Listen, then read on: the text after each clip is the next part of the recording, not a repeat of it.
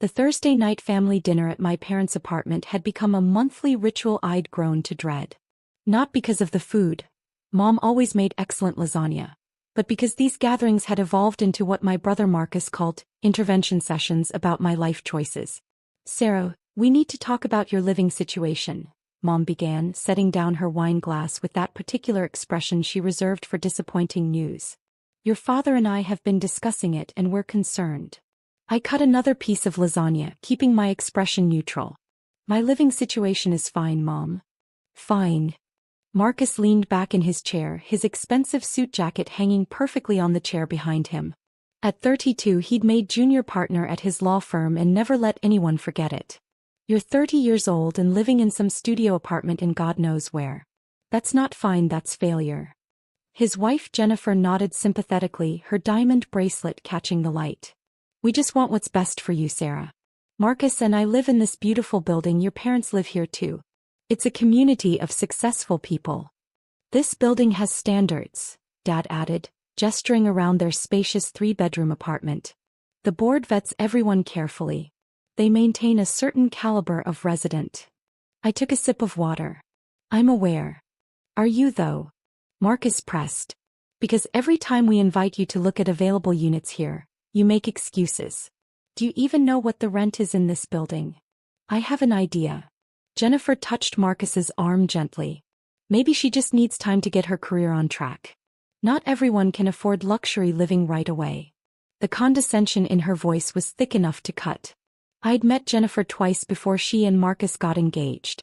She'd been working retail then, perfectly pleasant. 6 months of dating my brother had transformed her into someone who said things like, luxury living, unironically. "My career is on track," I said quietly. "Really?" Marcus pulled out his phone. "Because I looked up that company you work for.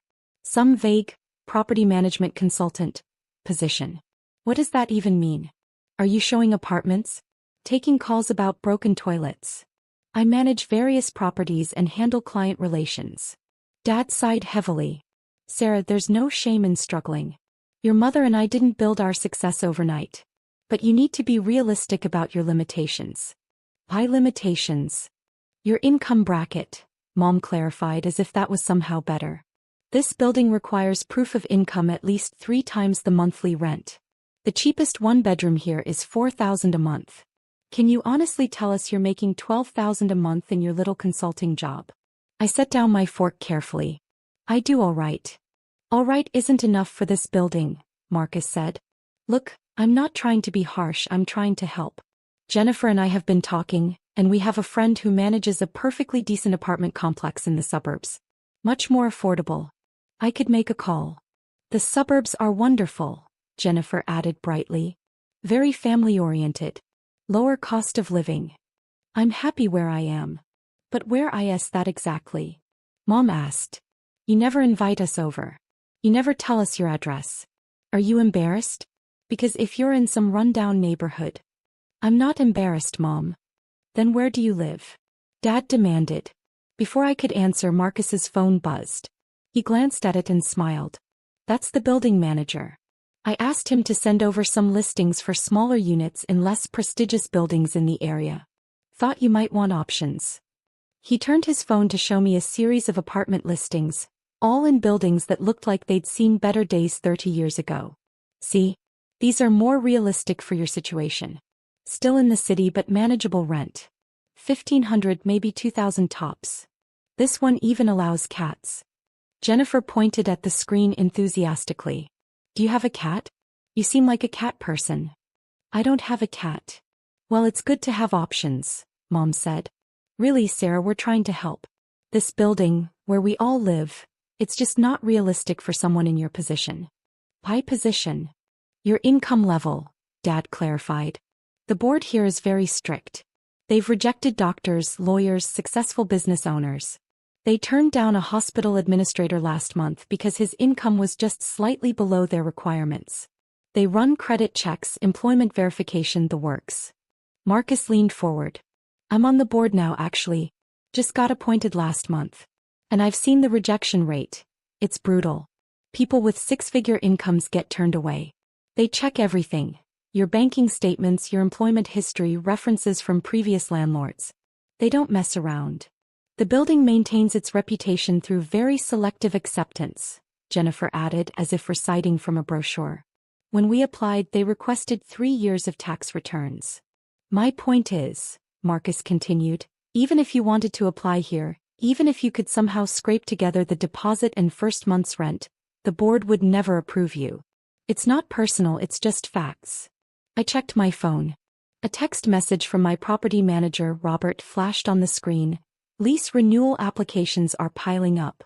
Need your approval on several. Call when you can. Are we boring you? Dad's voice was sharp. No, sorry. Work message. Work, Marcus scoffed.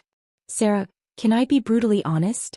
This whole mysterious consulting thing, this refusal to discuss your finances, your living situation, it screams failure. Successful people don't hide their success. They live in buildings like this. They drive nice cars. They don't show up to family dinners in Target clothes. I looked down at my jeans and simple sweater. These are comfortable. They're cheap, Jennifer said, her voice dripping with false kindness. Which is fine. Not everyone can afford designer brands. But it tells a story about where you are in life. Where am I in life, Jennifer? She glanced at Marcus before continuing. Struggling. Behind. And that's okay. Everyone struggles at some point. Marcus struggled when he was studying for the bar exam. I struggled when I was working retail. But we got through it, and now look at us. Now look at you, I repeated. In a building that represents success, Marcus said firmly. This isn't just about square footage and amenities, Sarah. It's about what your address says about you. When I tell clients I live in the Meridian Tower, they respect that. They know I've made it. The Meridian Tower does have an excellent reputation, I acknowledged. Exactly. Mom brightened. That's why we want you to aim for something better. Maybe not here, obviously, but something that shows you're moving up in the world. These apartments Marcus found, they're stepping stones. You live there for a few years, you save money, you build up your career, and then maybe, in 5 or 10 years you could afford a building like this. Dad raised his glass. We're not trying to put you down, princess. We're trying to motivate you. Light a fire under you. You're 30 years old. It's time to get serious about your future. I am serious about my future. Then prove it, Marcus challenged. Tell us your actual income. Show us you're not just scraping by in some dump somewhere. My phone buzzed again. Another text from Robert. Also, the Johnsons in 4B want to renew but requested the option to break lease early due to job transfer possibility. Your call. Your work friends can wait, Dad said irritably. It's my property manager. Your property manager? Jennifer's eyebrows rose. Oh, so you do rent from a management company? See, those corporate apartment complexes can be nice too. Very convenient. Very affordable, Marcus added with a smirk. Mom patted my hand. Honey, there's no shame in renting from a big company. Not everyone can afford buildings with private ownership. Speaking of which, Dad said, the owners of this building just reinvested in the lobby renovation. Have you seen it? Beautiful Italian marble. Cost over $200,000. The owners here really care about maintaining value, Marcus said. That's what separates luxury buildings from regular apartments. The owners have standards. I took another sip of water. Sarah, are you even listening? Mom's voice rose slightly. We're trying to have a serious conversation about your future and you're playing on your phone. I'm listening. Then respond. Dad's patience was wearing thin. Tell us you understand that you need to make changes. Tell us you'll look at those apartment listings Marcus found. Tell us you're ready to stop being the family disappointment. The family disappointment. That came out wrong, Mom said quickly. What your father means is. I know what he means. Marcus stood up, walking to the window that overlooked the city. Look at this view. 23rd floor. You can see everything. The park, the skyline, the river. This is what success looks like, Sarah. Not whatever studio apartment you're hiding in. I'm not hiding. Then where do you live? Jennifer asked again. It's a simple question. Before I could answer, Marcus's phone rang. He glanced at the screen and smiled. It's Richard, the building manager. Probably about those listings. He answered on speaker. Richard, did you send over those apartment options for my sister? Marcus, hi. Richard's voice sounded strained. I did send those over, but that's not why I'm calling. We need to discuss your lease renewal. My lease renewal? It's not up for another 4 months. I'm aware. But we've had some complications arise. Dad frowned. Complications? What kind of complications? I really should discuss this privately. We're all family here, Marcus said confidently. What's the issue? There was a long pause. The building owner has requested a meeting with you regarding your continued tenancy. The room went silent. The owner. Mom's voice was uncertain. We've been here for 3 years. Why would the owner want to meet with us? And with me. Marcus added. I'm on the board. I've been a model tenant. It's not about your behavior as a tenant, Richard said carefully. It's about other matters. The owner specifically requested this meeting happen tomorrow morning. 9 a.m. in my office. This is ridiculous, Dad snapped. We've never even met the owner. The building is managed through your company. What could the owner possibly want with us? I'm not at liberty to discuss the details over the phone. Marcus's confidence faltered slightly. Richard, we're friends. You approved my board appointment. What's going on? I'll see you tomorrow at 9, Richard said firmly and ended the call. The silence that followed was thick with confusion. That was strange, Jennifer said finally. Very strange, Mom agreed, looking at Dad with concern. Do you think there's a problem with the building? Some kind of financial issue?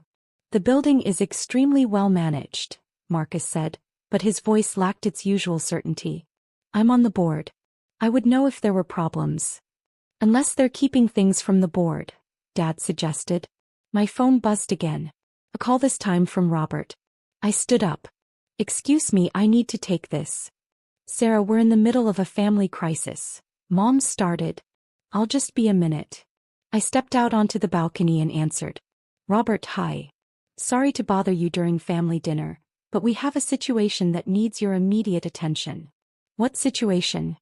Your family's lease renewals.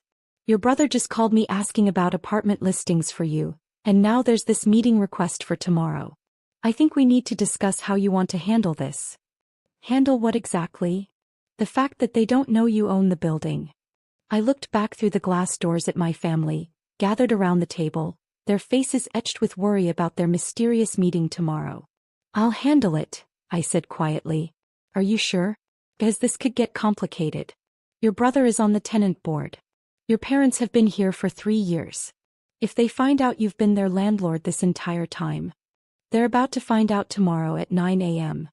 Do you want me to prepare anything? Documents? Lease terms? Just have their files ready. All of them. Payment histories, board meeting notes, complaints filed, everything. You're sure about this? I watched Marcus pace by the window, his phone pressed to his ear, probably calling other board members to find out what was happening. Mom clutched Dad's hand, her face pale. Jennifer typed frantically on her phone, likely Googling tenant rights. I'm sure. Hey, I'll have everything ready. Sarah? Yes. For what it's worth, they should have treated you better. I ended the call and stepped back inside. Everything okay? Mom asked, her voice strained with worry about her own situation. Fine. Just work stuff. Work stuff, Marcus repeated absently, still staring at his phone. Sarah, you wouldn't happen to know anything about building management practices, would you? With your consulting job. I know a few things. Do owners usually call sudden meetings with tenants? Is that normal? Depends on the situation. What situation would require that? Dad demanded. We pay our rent on time. We follow all the building rules. We're ideal tenants. Are you, though? The question hung in the air. What's that supposed to mean? Marcus's defensive tone was back. Nothing. Just wondering if the owner might see things differently. How would you know what the owner sees? Jennifer asked. I gathered my purse. I should go. You're leaving. Mom stood up quickly. But we haven't finished discussing your living situation. I think we've discussed it enough for tonight. Sarah, wait. Dad's voice stopped me at the door. This meeting tomorrow, it has us worried. All of us. You said you know about property management. Is there anything we should be concerned about? I looked at each of them. Dad with his superiority complex, Mom with her constant disappointment, Marcus with his condescending success metrics, Jennifer with her borrowed arrogance. I think you should go to the meeting and find out. That's not helpful, Marcus snapped. We're family. If you know something. I know you have a meeting at 9 a.m. tomorrow. I suggest you don't be late. I left them standing there, confused and worried, and took the elevator down to the lobby with its brand new Italian marble that I'd approved last year. The renovation had actually cost $240,000, not $200,000, but Dad had never been good with details. My phone rang as I crossed the lobby. Robert again. Change of plans, he said. Your brother just called me back demanding to know what the meeting is about. He's threatening to contact the owner directly. Let him try. He asked for the owner's contact information. And what did you tell him? That all owner communications go through me. But Sarah, he's getting aggressive. He mentioned being on the board, having connections possibly involving lawyers. Marcus always mentions lawyers. It's his security blanket. Should I tell him the owner will address all his questions tomorrow? Tell him the owner looks forward to meeting the entire family at 9 a.m. sharp. All of them. Your parents too.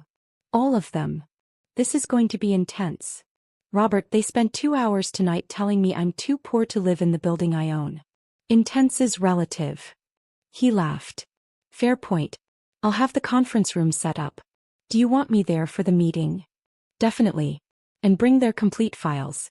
I want every late payment, every noise complaint they've filed against neighbors, every time Marcus has used his board position to threaten other tenants. He's done that. 3 times that I know of. It's all documented. You really have been paying attention. I've been paying attention for 2 years, Robert. Tomorrow they finally get to see what I've been seeing. I ended the call and walked to my car, a modest sedan that Marcus had once called embarrassing. It was actually a BMW, but I'd removed the badges because I preferred not to advertise. Just like I preferred not to advertise that I owned a $15 million luxury building in the heart of downtown. The drive to my apartment took 20 minutes. Not a studio despite my family's assumptions. A 3-bedroom penthouse on the opposite side of the city, in a building I'd purchased as my first investment property at 26. But they'd never asked for my address, never requested to visit, never shown enough interest in my life to discover the truth. That night I reviewed the files Robert had sent over. My family's lease history made for interesting reading. Marcus had filed 11 complaints in 2 years. Noise violations against neighbors, parking disputes, demands for special board privileges. He'd used his board position to try to override building policies 4 times, claiming special circumstances that always happened to benefit him personally. Mom and Dad had been late on rent 3 times, always with elaborate excuses. They'd also requested special accommodation for their annual 2-month vacation property in Florida, wanting to sublease their apartment during that time despite it being explicitly forbidden in their lease terms. Jennifer had tried to run an online boutique from their apartment, using the lobby for photo shoots without permission, until another tenant complained. The irony wasn't lost on me. They'd spent the evening questioning my financial stability while living in a building they could barely afford, breaking rules they thought didn't apply to them, assuming their status as my family somehow elevated their importance. Tomorrow would be educational. I arrived at the building at 8:30 the next morning. Robert was already in the conference room, files spread across the table. They're here, he said. All 4 of them. They arrived at 8:45, demanded to be let up immediately. I made them wait in the lobby.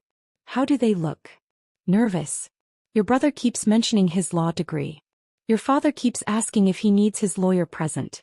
Your mother has called me 3 times asking what this is about. And Jennifer? Quiet. Worried. I think she's the only one who realizes this might be serious. Let's find out if she's right.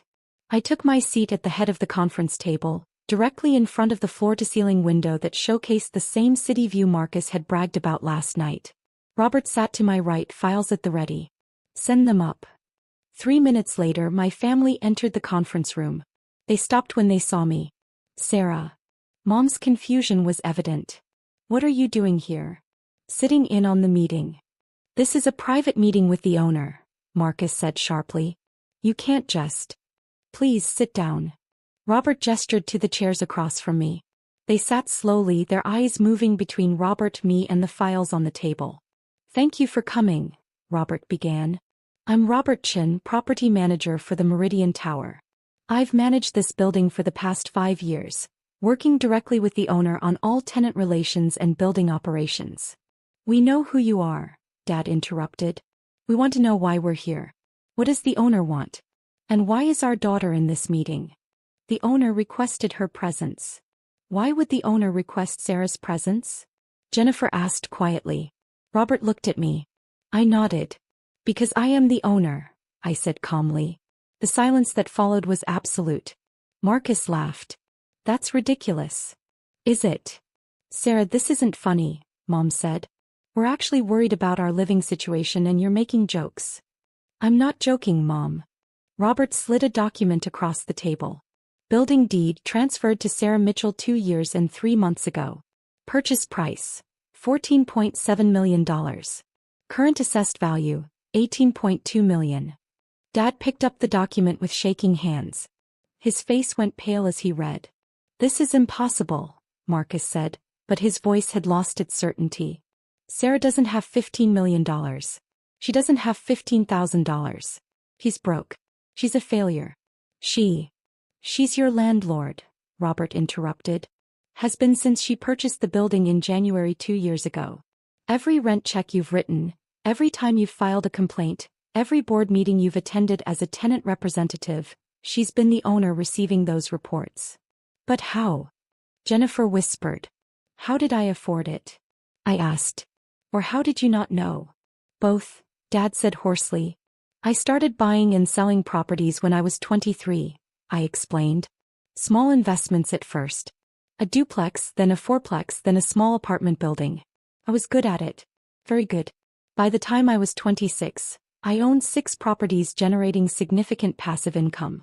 By 28, I'd expanded to commercial real estate. The Meridian Tower was my 15th acquisition." 15 properties? Mom's voice was faint. 17 now. I purchased 2 more buildings last year. Marcus shook his head violently. "No. This is impossible. We would have known. The board would have told me. The management company works for me," I said. "They report to me. The board is an advisory body that I allow to function because it's good for tenant relations. But ultimate authority rests with me." "You've been lying to us," Dad accused. "I've been living my life. You assumed I was poor because I don't wear designer clothes and drive a modest car. You never asked about my actual circumstances. You let us think you were struggling," Mom said. "You wanted to think I was struggling. It fit your narrative better." Robert cleared his throat. "Which brings us to the purpose of today's meeting. Sarah has some concerns about your continued tenancy." All 4 of them snapped to attention. "Our tenancy?" Marcus's voice rose. "You can't evict us. We have lease agreements. We have rights. You have lease agreements that expire in 4 months for you and 6 months for your parents," Robert confirmed. "Sarah needs to decide whether to renew those leases." "Of course you'll renew them," Dad said, but he didn't sound confident. "We're family." "Are we?" I asked quietly. The question hung in the air like smoke. "What's that supposed to mean?" Mom demanded. I nodded to Robert, who began pulling documents from the files. "Marcus, you've filed 11 complaints in 2 years. 6 of them were against the family in 4B, the Johnsons. Can you tell me why?" "They're noisy." "Are they?" "Because the Johnsons filed a complaint against you last month claiming you bang on their ceiling with a broom handle if you hear their children walking around after 8 p.m. The children are 6 and 8 years old." Marcus's jaw tightened. "This building has quiet hours. Starting at 10 p.m., I corrected. "You've also used your position on the tenant board to threaten them with eviction 3 times. That's harassment, Marcus. I could evict you for that alone." "You wouldn't." "Wouldn't I?" Robert slid another document across the table. "Mr. and Mrs. Mitchell, your lease specifically prohibits subleasing. You've attempted to sublet your apartment every summer for the past 2 years while you're in Florida." "Those were just inquiries," Dad said quickly. "We never actually." "You posted your apartment on vacation rental websites. Twice. We have screenshots. That's a lease violation." Mom's hands twisted in her lap. We didn't know that was against the rules. It's in Section 8 of your lease agreement, which you signed. Jennifer, I said, turning to my sister-in-law. Running a business from a residential unit violates both your lease and city zoning laws. You turned the lobby into your personal photography studio 4 times before we shut it down. I didn't know. You knew. You were warned. You did it anyway. Sarah, please. Mom's voice cracked. We're your family. Surely this doesn't matter. These are minor issues. Minor issues? I met her gaze. Last night you told me I was too poor for this building. You suggested Section 8 housing. You called me a family disappointment. You spent 2 hours explaining why I wasn't good enough to live here. And the entire time you were living in my building, breaking my rules, assuming your family connection would protect you from consequences. We didn't know, Dad said desperately. You didn't ask. 2 years and none of you ever asked where I lived, what I actually did for work, whether I was happy or successful. You just assumed I was failing because that's what you wanted to believe. Marcus stood up abruptly. Fine. You own the building. Congratulations. You've made your point. Can we go now? Sit down. Something in my voice made him sit. We're not done discussing your lease renewals. You have to renew them, Jennifer said, tears in her eyes. We can't afford to move. The security deposits alone. Should have thought of that before spending last night mocking my Target clothes and suggesting I wasn't good enough for this building. Sarah, honey, we didn't mean it like that, Mom pleaded. We were just concerned about you. Trying to motivate you. By calling me a failure? By laughing about my job? By sending apartment listings for $1,500 studios to your landlord. The reality of that hit them visibly. Oh God, Jennifer whispered. The listings were for buildings I don't own, thankfully.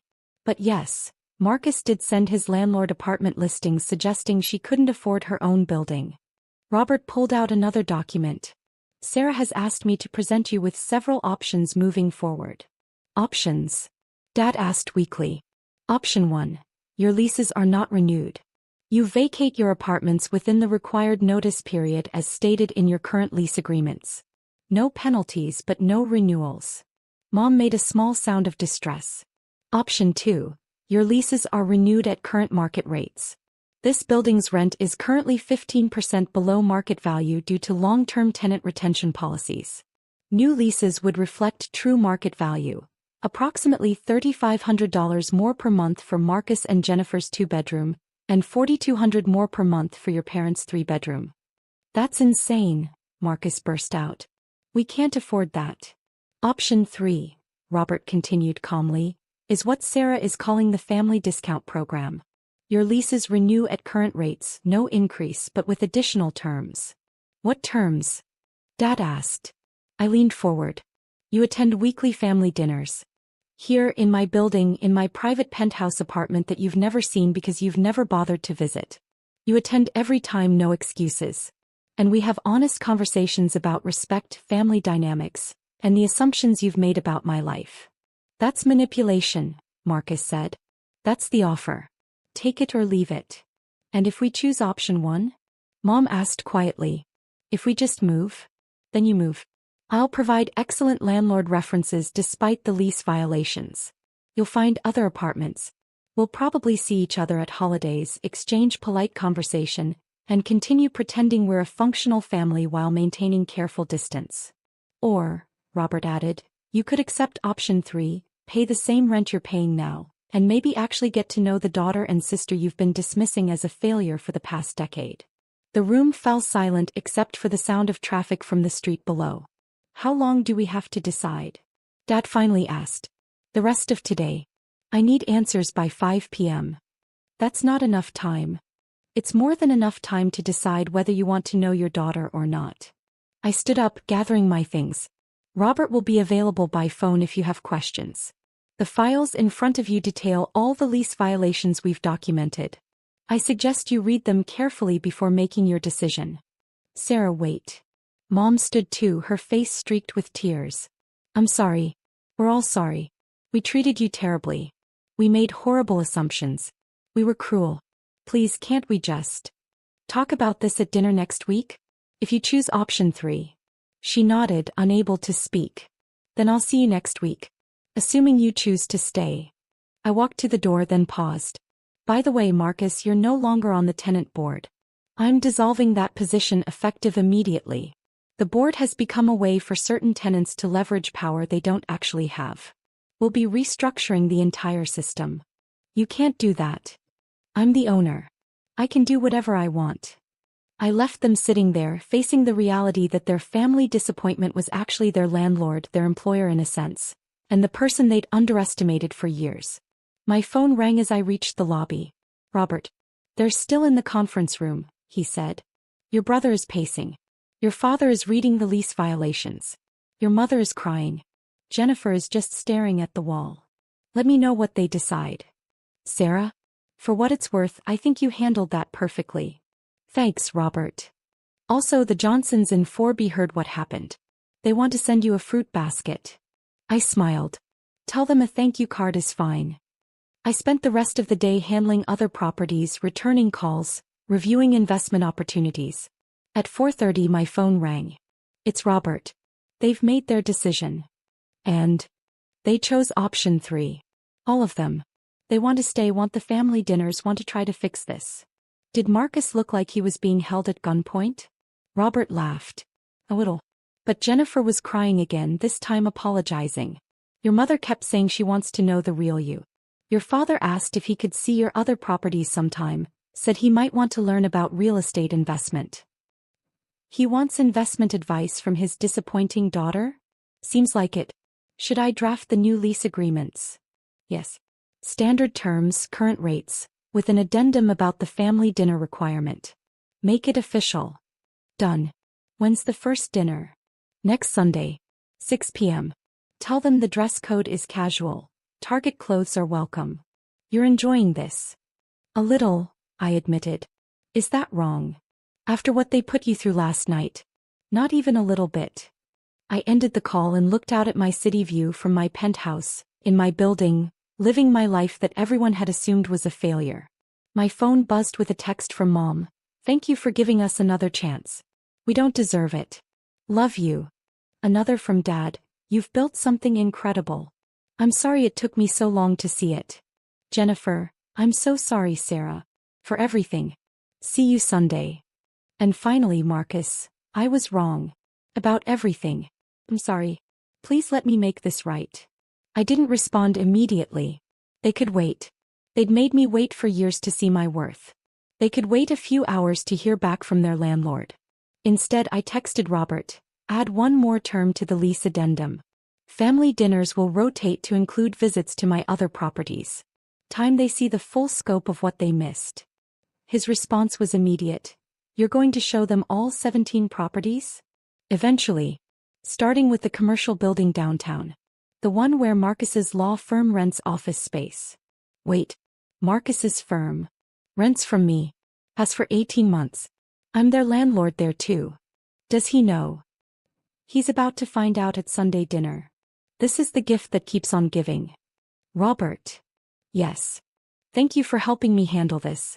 I know it was complicated. Are you kidding? Best workday I've had in years. Same time next week for the follow-up. Same time next week. I set down my phone and smiled. Tomorrow they'd realize I own 17 properties. Next week they'd learn about the commercial real estate portfolio. Eventually, they'd discover that the family disappointment had built an empire while they were busy judging her Target clothes. But tonight I was just going to enjoy the silence of my penthouse, in my building, in my life that I'd built one property at a time while everyone assumed I was failing. Turned out the only thing I'd been failing at was caring what they thought. And I just stopped failing at that too.